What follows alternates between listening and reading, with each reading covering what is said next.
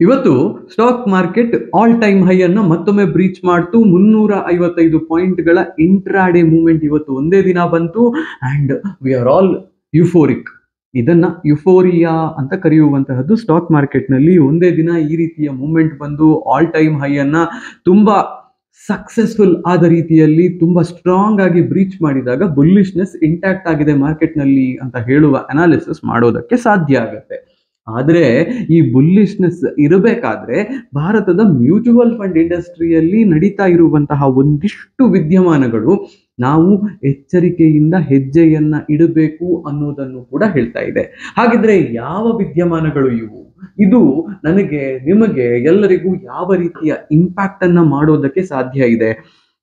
ನೀವು stock market ನಲ್ಲಿ ಹೂಡಿಕೆಯನ್ನ ಮಾಡ್ತಾ ಇಲ್ಲ, ಬರೀ ಮ್ಯೂಚುವಲ್ ಫಂಡ್ ನಲ್ಲಿ ಹೂಡಿಕೆಯನ್ನ ಮಾಡ್ತಿದ್ದೀರಾ ಅಂತ ಹೇಳಿದರೂ ಕೂಡ ಈ ರೀತಿಯ ಯುಫೋರಿಯಾದಿಂದ ಆಗುವಂತಹ ಅಡ್ಡ ಪರಿಣಾಮಗಳು ನಿಮ್ಮ ಇನ್ವೆಸ್ಟ್ಮೆಂಟ್ ಅನ್ನ ಹೇಗೆ ಹಾಳು ಮಾಡುವ ಸಾಧ್ಯತೆ ಇರುತ್ತೆ ಅನ್ನೋದನ್ನ ಇವತ್ತಿನ ವಿಡಿಯೋದಲ್ಲಿ ನಾನು ಹೇಳೋದಕ್ಕೆ ಹೊರಟಿದ್ದೀನಿ.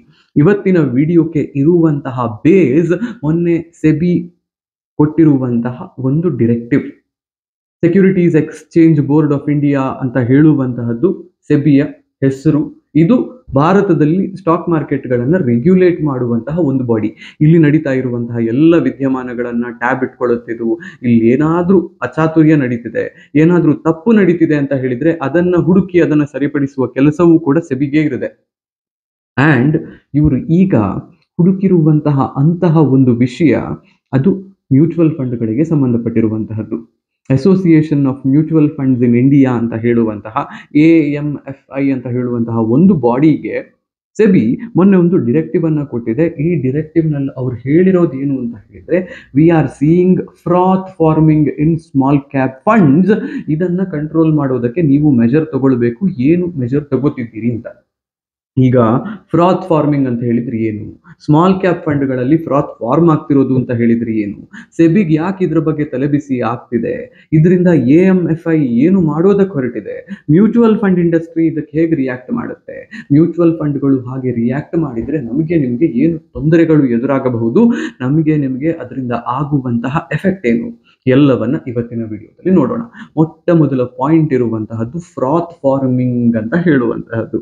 ಏನು ಫ್ರಾತ್ ಅಂತ ಹೇಳಿದ್ರೆ, ನೀವು ಕಾರ್ಬೋನೇಟೆಡ್ ಡ್ರಿಂಕ್ ಗಳನ್ನ ನೋಡಿರಬಹುದು, ಪೆಪ್ಸಿ, ಕೋಕೋ ಕೋಲಾದಂತಹದ್ದು. ಒಮ್ಮೆಲೆ ನೀವು ಅದನ್ನ ಬಾಟಲ್ ನಿಂದ ತೆಗೆದು ಒಂದು ಲೋಟಕ್ಕೆ ಹಾಕಿದ್ರೆ ತುಂಬಾ ದೊಡ್ಡ ಮಟ್ಟಿನ ಗುಳ್ಳೆಗಳು ಹೇಳ್ತವೆ. ಲೋಟ ಫುಲ್ ಆಗಿದೆ ಅಂತ ಹೇಳುವಂತಹ ಅಸಂಪ್ಷನ್ ಅನ್ನ ನಿಮಗೆ ಕೊಡುತ್ತೆ. ಸೆಟಲ್ ಡೌನ್ ಆಯ್ತು ಅಂತಾಗ ಅರ್ಧ ಲೋಟ ಡ್ರಿಂಕ್ ಇರುತ್ತೆ, ಉಳಿದದೆಲ್ಲ ಗಾಳಿಯಲ್ಲಿ ಮಾಯವಾಗಿ ಹೋಗಿರುತ್ತೆ.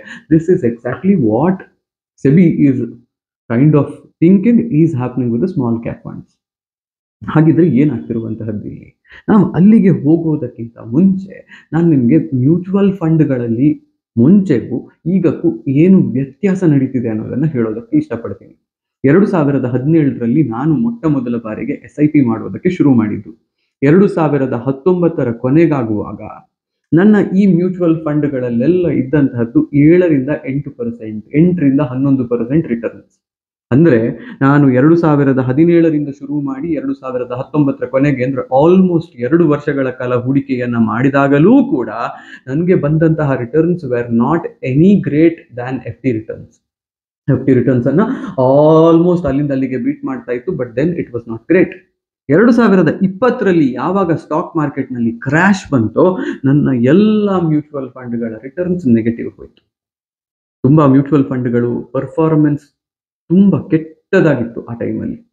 ಅಂಡ್ ಈಗ 2023-24ರ ಟೈಮ್ ಫ್ರೇಮ್ ನಲ್ಲಿ ನೀವು ನೋಡಿದ್ರೆ, ಯಾವಾಗ ನೀವು ಸ್ಮಾಲ್ ಕ್ಯಾಪ್ ನಲ್ಲಿ, ಮಿಡ್ ಕ್ಯಾಪ್ ನಲ್ಲಿ, ಲಾರ್ಜ್ ಕ್ಯಾಪ್ ಫಂಡ್ಗಳಲ್ಲಿ ದುಡ್ಡನ್ನು ಹಾಕಿದ್ರೂ ಕೂಡ you are sitting on excellent returns. Specifically small cap ಫಂಡ್ಗಳಲ್ಲಿ ನೀವೀಗ ನಿಮ್ಮ ರಿಟರ್ನ್ಸ್ ಅನ್ನ ನೋಡಿದ್ರೆ ಪ್ರತಿಯೊಂದು ಫಂಡ್ 20-22% ರಿಟರ್ನ್ಸ್ ಅನ್ನ ಕಳೆದ 1-2 ವರ್ಷದಲ್ಲಿ ಕೊಟ್ಟಿದೆ. ಅಂಡ್ ಇದನ್ನ ಡೇಟಾ ಕೂಡ ನಮಗೆ ಹೇಳ್ತಾ ಇದೆ. 2020 ನವೆಂಬರ್ನಲ್ಲಿ ಒಟ್ಟಾರೆಯಾಗಿ ನಮ್ಮ ಸ್ಮಾಲ್ ಕ್ಯಾಪ್ ಫಂಡ್ಗಳಲ್ಲಿ ಹೂಡಿಕೆಯನ್ನ ಮಾಡ್ತಾ ಇದ್ದಂತಹ ಬೇರೆ ಬೇರೆ ಇನ್ವೆಸ್ಟರ್ಗಳು ಅಂದ್ರೆ ಫೋಲಿಯೋಗಳ ಸಂಖ್ಯೆ. ಈಗ ನೀವು ಒಬ್ಬ ಇನ್ವೆಸ್ಟರ್ 2 ಬೇರೆ ಬೇರೆ ಮ್ಯೂಚುವಲ್ ಫಂಡ್ ಸ್ಮಾಲ್ ಕ್ಯಾಪ್ ಫಂಡ್ಗಳಲ್ಲಿ ಹೂಡಿಕೆಯನ್ನ ಮಾಡ್ತಿದ್ದಾನೆ ಅಂತ ಹೇಳಿದ್ರೆ 2 ಬೇರೆ ಬೇರೆ ಫೋಲಿಯೋಗಳು ಬರ್ತವೆ. ಹಾಗಾಗಿ 45 ಲಕ್ಷ ಫೋಲಿಯೋಗಳು ಸಪರೇಟ್ ಆದಂತಹವುಗಳು ಸ್ಮಾಲ್ ಕ್ಯಾಪ್ ಫಂಡ್ಗಳಲ್ಲಿ 2020ರ ನವೆಂಬರ್ನಲ್ಲಿ ಇತ್ತು. ಅಂದ್ರೆ ಒಂದು 30 ಲಕ್ಷ ಜನ ಭಾರತೀಯರು ಈ ಸ್ಮಾಲ್ ಕ್ಯಾಪ್ ಫಂಡ್ಗಳಲ್ಲಿ ಹೂಡಿಕೆ ಮಾಡ್ತಿದ್ರು ಅನ್ನುವ ಆಲೋಚನೆಯನ್ನ ನಾವು ಮಾಡಬಹುದು. 15 lakhs ನಾನು ಡುಪ್ಲಿಕೇಟ್ಸ್ ಅಂದ್ರೆ ಒಬ್ಬರೇ ಬೇರೆ ಬೇರೆ ಫಂಡ್ಗಳಲ್ಲಿ ಹೂಡಿಕೆ ಮಾಡಿರುವಂತಹ ಸಾಧ್ಯತೆ ಇದೆ ಅಂತ ಇಟ್ಕೊಂಡು ಆಲೋಚನೆ ಮಾಡ್ತಾ ಇದ್ದೀನಿ. ಅಂಡ್ 2024ಗೆ ಆಗ್ಬೇಕಂದ್ರೆ 4 ವರ್ಷದಲ್ಲಿ ಈ ಸಂಖ್ಯೆ 1.34 ಕೋಟಿಗೆ ಹೋಗಿದೆ. ಅಂದ್ರೆ at least we have 1 crore people investing in small cap funds.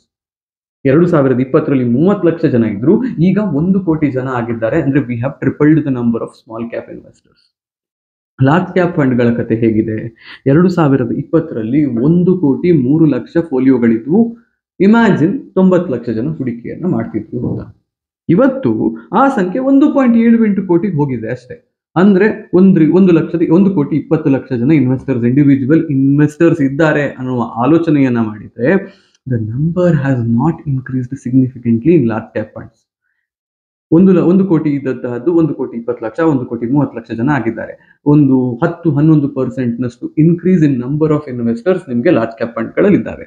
But small cap ಫಂಡ್ಗಳಲ್ಲಿ ಇದರ ನಂಬರ್ಸ್ 3 ಪಟ್ಟಿದೆ. Every year the number of investors has almost doubled. ವರ್ಷದಿಂದ ವರ್ಷಕ್ಕೆ ತುಂಬಾ ಜನ ಬರ್ತಿದ್ದಾರೆ, ತುಂಬಾ ದುಡ್ಡನ್ನು ಸ್ಮಾಲ್ ಕ್ಯಾಪ್ ಫಂಡ್ಗಳ ಮೇಲೆ ಹಾಕ್ತಿದ್ದಾರೆ. 2023ರಲ್ಲಿ ನಂಬರ್ಸ್ ಹೇಗಿದ್ವು ಅಂತ ನೋಡಿದ್ರೆ, ಲಾರ್ಜ್ ಕ್ಯಾಪ್ ಫಂಡ್ಗಳಿಂದ 2,900 ಕೋಟಿ ರೂಪಾಯಿಯನ್ನ ಓವರ್ ಆಲ್ ಆಗಿ ವರ್ಷದಲ್ಲಿ ಟೋಟಲ್ ಇನ್ಫ್ಲೋಸ್ ಮತ್ತು ಔಟ್ಫ್ಲೋಸ್ ಅನ್ನ ನೋಡಿದ್ರೆ 2,900 ಕೋಟಿ ರೂಪಾಯಿಯಷ್ಟು ದುಡ್ಡನ್ನ ಇನ್ವೆಸ್ಟರ್ಸ್ ಲಾರ್ಜ್ ಕ್ಯಾಪ್ ಫಂಡ್ಗಳಿಂದ ತೆಗೆದಿದ್ದಾರೆ. ಅಲ್ಲಿಗೆ ಒಳಗೆ ಬಂದಿರುವಂತಹ ದುಡ್ಡಿಗಿಂತ ಹೆಚ್ಚಿನ ದುಡ್ಡು ಹೊರಕ್ಕೆ ಹೋಗಿದೆ. ಬಟ್ ಸ್ಮಾಲ್ ಕ್ಯಾಪ್ ಮತ್ತು ಮಿಡ್ ಕ್ಯಾಪ್ ಫಂಡ್ಗಳಲ್ಲಿ ನೀವು ನೋಡಿದ್ರೆ, ಸ್ಮಾಲ್ ಕ್ಯಾಪ್ ಫಂಡ್ ನಲ್ಲಿ 41,000 ಕೋಟಿ ರೂಪಾಯಿ ದುಡ್ಡು ಒಳಗೆ ಬಂದಿದೆ, ಮಿಡ್ ಕ್ಯಾಪ್ ನಲ್ಲಿ 22,000 ಕೋಟಿ ರೂಪಾಯಿಯಷ್ಟು ದುಡ್ಡು ಒಳಗೆ ಬಂದಿದೆ. ಸೊ ಬೇಸಿಕಲಿ ಏನಾಗ್ತಿದೆ ಅಂತ ಹೇಳಿದ್ರೆ, ಮ್ಯೂಚುವಲ್ ಫಂಡ್ ಹೂಡಿಕೆ ಅಂತ ಹೇಳುವಂತಹದ್ದು ಸ್ಮಾಲ್ ಕ್ಯಾಪ್ ಫಂಡ್ ನಲ್ಲಿ ಹೂಡಿಕೆ ಮಾಡೋದು ಅಂತ ಆಗ್ತಾ ಇದೆ. ಪ್ರತಿಯೊಬ್ಬರು ಸ್ಮಾಲ್ ಕ್ಯಾಪ್ ಫಂಡ್ಸ್ ನಲ್ಲಿ ನಾ ಮುಂದು ಅಂತ ದುಡ್ಡನ್ನ ಹೂಡಿಕೆ ಮಾಡ್ತಿದ್ದಾರೆ. ಇದು ಈಗ ಸಮಸ್ಯೆಗೆ ಕಾರಣ ಆಗ್ತಿದೆ ಅಂತ ಸೆಬಿ ಹೇಳ್ತಿದೆ. But why would individual investor investing in to this become a problem? SEBI ಹೇಳ್ತಾ ಇರುವಂತಹದ್ದು ಸೆಲ್ಫ್ ಫುಲ್ಫಿಲ್ಲಿಂಗ್ ಎಫೆಕ್ಟ್ ಅಂತ ಹೇಳುವಂತಹದ್ದಕ್ಕೆ ಕಾರಣ ಆಗ್ತಿದೆ ಅಂತ. ಇದು ಹೇಗೆ ವರ್ಕ್ ಆಗುತ್ತೆ ಅನ್ನೋದನ್ನ ನಾನು ನಿಮ್ಗೆ ಎಕ್ಸ್ಪ್ಲೇನ್ ಮಾಡ್ತೀನಿ. ನೀವು ಒಂದು ಸ್ಮಾಲ್ ಕ್ಯಾಪ್ ಮ್ಯೂಚುವಲ್ ಫಂಡ್ ನಲ್ಲಿ ದುಡ್ಡನ್ನು ಹೂಡಿಕೆ ಮಾಡುವ ಆಲೋಚನೆಯನ್ನ ಮಾಡ್ತೀರಿ. You want to buy it. ಮೊಟ್ಟ ಮೊದಲ ತಿಂಗಳ SIP 5,000 ರೂಪಾಯಿ ನೀವು ಮಾಡಿದ್ರಿ. 5,000 ರೂಪಾಯಿಯ SIP ಅನ್ನ ಲಾರ್ಜ್ ಕ್ಯಾಪ್ ಫಂಡ್ ನಲ್ಲೂ ನೀವು ಮಾಡಿದ್ರಿ. ಈಗ ನಿಮ್ಮ 1 ತಿಂಗಳ SIP ಮುಗೀತು. ಮುಂದಿನ ತಿಂಗಳಿಗೆ ಆಗ್ಬೇಕಾದ್ರೆ ಸ್ಮಾಲ್ ಕ್ಯಾಪ್ ಇಂಡೆಕ್ಸ್ ನಲ್ಲಿ ಭಯಂಕರ ಒಂದು ಮೂವ್ಮೆಂಟ್ ಬಂದಿದೆ. ನಿಮ್ಗೆ ಆ 5,000 ರೂಪಾಯಿ 6,000 ಹತ್ರವೋ 5,700 ರೂಪಾಯಿ ಹತ್ರವೋ ಬಂದಿದೆ ಅಂತ ಯೋಚನೆ ಮಾಡಿ. ಯು ಆರ್ ಸೀಯಿಂಗ್ ದಟ್ ಇಲ್ಲಿ ದುಡ್ಡು ನಂದು ಗ್ರೋ ಆಗ್ತಿದೆ ಅಂತ. ಲಾರ್ಜ್ ಕ್ಯಾಪ್ ಫಂಡ್ ನಲ್ಲಿ 5,000 ಇದ್ದದ್ದು 4,900 ರೂಪಾಯಿ ಬಂದಿದೆ. ನೀವು ಮುಂದಿನ ತಿಂಗಳಿಗೆ ಏನ್ ಮಾಡ್ತೀರಾ ಅಂದ್ರೆ, you stop large cap funds. Small cap fund ನಲ್ಲಿ 5,000 ಇದ್ದಿದ್ದನ್ನ 10,000 ಮಾಡ್ತಾ ಇದ್ದೀರಿ. ನಿಮ್ಮ ಹಾಗೆ ಬೇರೆ ಬೇರೆ ಜನರು ಇದೇ ರೀತಿಯಲ್ಲಿ ಯೋಚನೆ ಮಾಡ್ತಿದ್ದಾರೆ. ತಮ್ಮ ಹತ್ರ ಇರುವಂತಹ ಎಲ್ಲ ದುಡ್ಡನ್ನ ಸ್ಮಾಲ್ ಕ್ಯಾಪ್ ಮ್ಯೂಚುವಲ್ ಫಂಡ್ ಗಳಿಗೆ ಇನ್ವೆಸ್ಟ್ ಮಾಡ್ತಿದ್ದಾರೆ.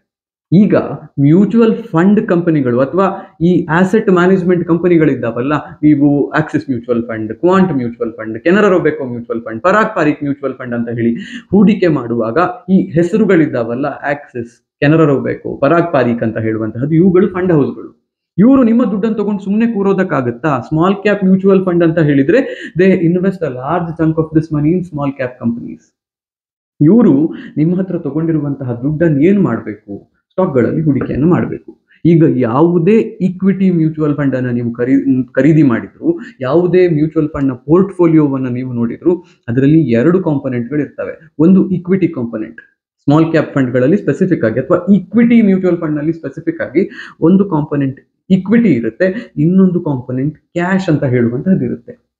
ಯಾವುದೇ ಮ್ಯೂಚುವಲ್ ಫಂಡ್ ಅನ್ನ ನೀವು ನೋಡಿದ್ರು ಕೂಡ ಅಲ್ಲಿ ನೀವು ಈಗಿರುವಂತಹ ಅವರ AUM, ಆಸೆಟ್ ಅಂಡರ್ ಮ್ಯಾನೇಜ್ಮೆಂಟ್ ಅಂತ ಹೇಳ್ತೀವಿ, ಎಷ್ಟು ದುಡ್ಡನ್ನ ಅವರು ಮ್ಯಾನೇಜ್ ಮಾಡ್ತಿದ್ದಾರೆ ಅಂತ ಹೇಳುವಂತಹದ್ದು ಆ ಸ್ಪೆಸಿಫಿಕ್ ಫಂಡ್ ನಲ್ಲಿ. ಈಗ ಆ AUM ನ ಒಂದು ಭಾಗವನ್ನ ಅವರು ಈಕ್ವಿಟಿಯಲ್ಲಿ ಹೂಡಿಕೆ ಮಾಡ್ತಾರೆ. ನೀವು ಕೊಟ್ಟಿರುವಂತಹ ದುಡ್ಡಿನ 80-85% ನಷ್ಟು ದುಡ್ಡು ಮ್ಯೂಚುವಲ್ ಫಂಡ್ಗಳು ಈ ಈಕ್ವಿಟಿ ಇನ್ಸ್ಟ್ರೂಮೆಂಟ್ ಗಳನ್ನ ಖರೀದಿ ಮಾಡೋದಕ್ಕೆ, ಅಂದ್ರೆ ಸ್ಟಾಕ್ ಗಳನ್ನ ಖರೀದಿ ಮಾಡೋದಕ್ಕೆ ಬಳಕೆ ಮಾಡ್ತಾರೆ. ಇನ್ನೊಂದು 15% ಅನ್ನ ಕ್ಯಾಶ್ ಅಂತ ಇಟ್ಕೊಂಡಿರ್ತಾರೆ. ಈ ಕ್ಯಾಶ್ ಅನ್ನುವಂತಹದ್ದನ್ನು ಅವರು ಇಟ್ಟುಕೊಳ್ಳೋದು 2 ಕಾರಣಕ್ಕೆ.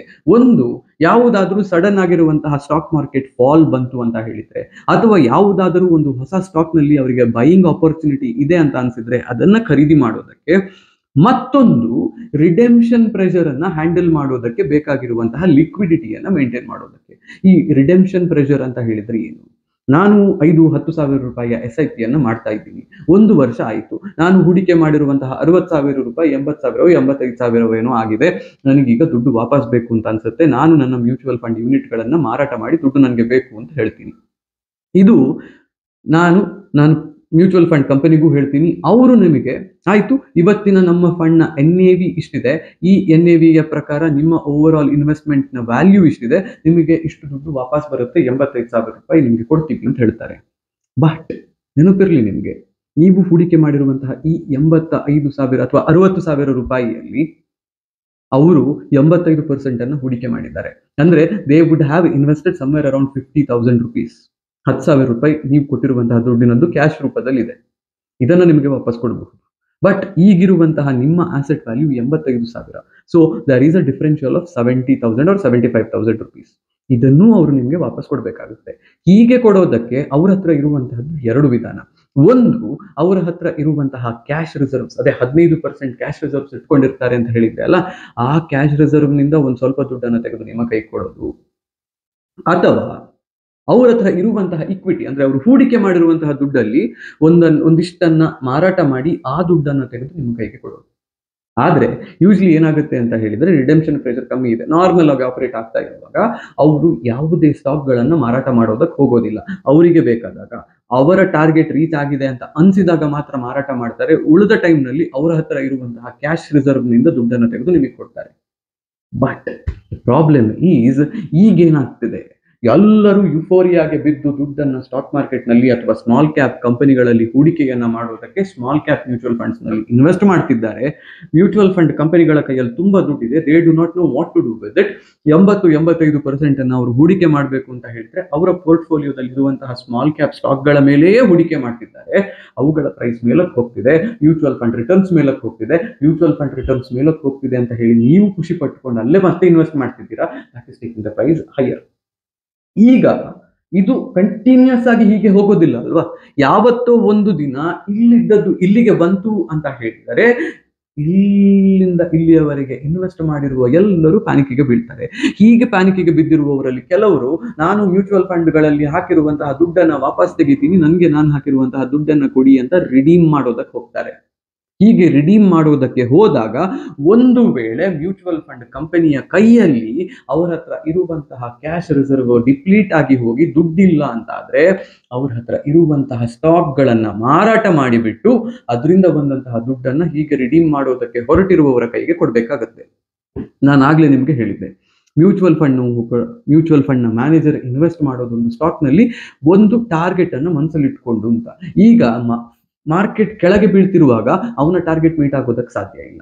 But because you want to redeem your mutual fund units, ನಿಮಗೆ ದುಡ್ಡು ಬೇಕು ಅಂತ ಹೇಳುವ ಕಾರಣಕ್ಕೆ, ಈಗ ಮ್ಯೂಚುವಲ್ ಫಂಡ್ ನ ಕೈಯಲ್ಲಿರುವಂತಹ ಕ್ಯಾಶ್ ರಿಸರ್ವ್ ಡಿಪ್ಲೀಟ್ ಆಗಿದೆ ಅಂತ ಹೇಳುವ ಕಾರಣಕ್ಕೆ, ನಿಮಗೋಸ್ಕರ ಅವನು ಯಾವುದೋ ಒಂದು ಸ್ಟಾಕ್ ಅನ್ನ ಮಾರಾಟ ಮಾಡಿ ದುಡ್ಡನ್ನ ನಿಮಗೆ ಕೊಡಬೇಕಾಗುತ್ತೆ.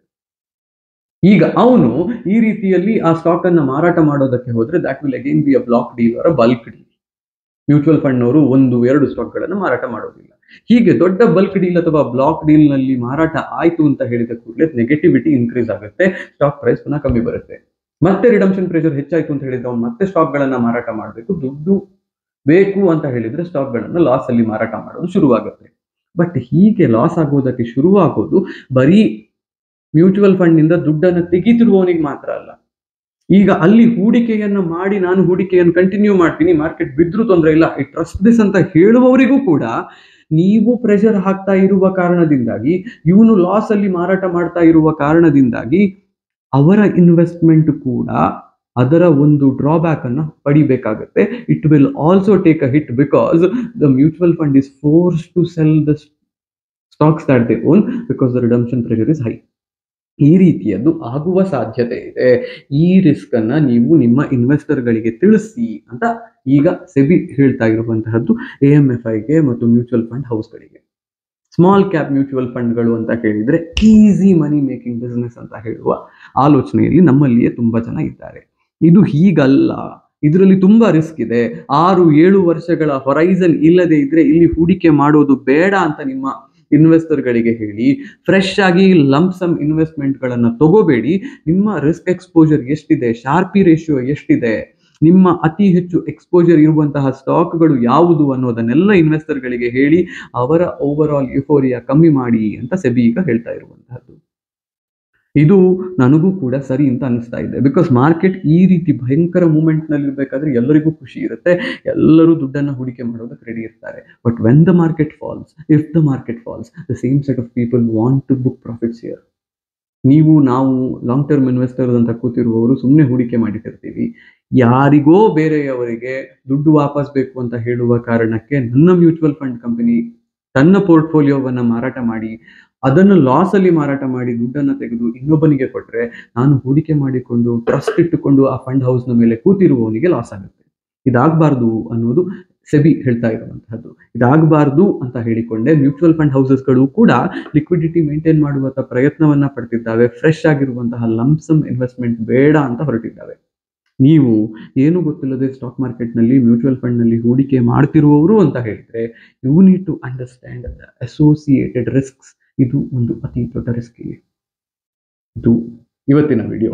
ಈ ವಿಡಿಯೋ ನಿಮ್ಗೆ ಇಷ್ಟ ಆಯ್ತು ಅಂತ ಯೋಚನೆ ಮಾಡ್ತೀನಿ. ಹೋಗಿ ಬರ್ತೀನಿ. ನಾನು ನಿಮ್ಮ ಆಶೀಶ್ ಸರಟ.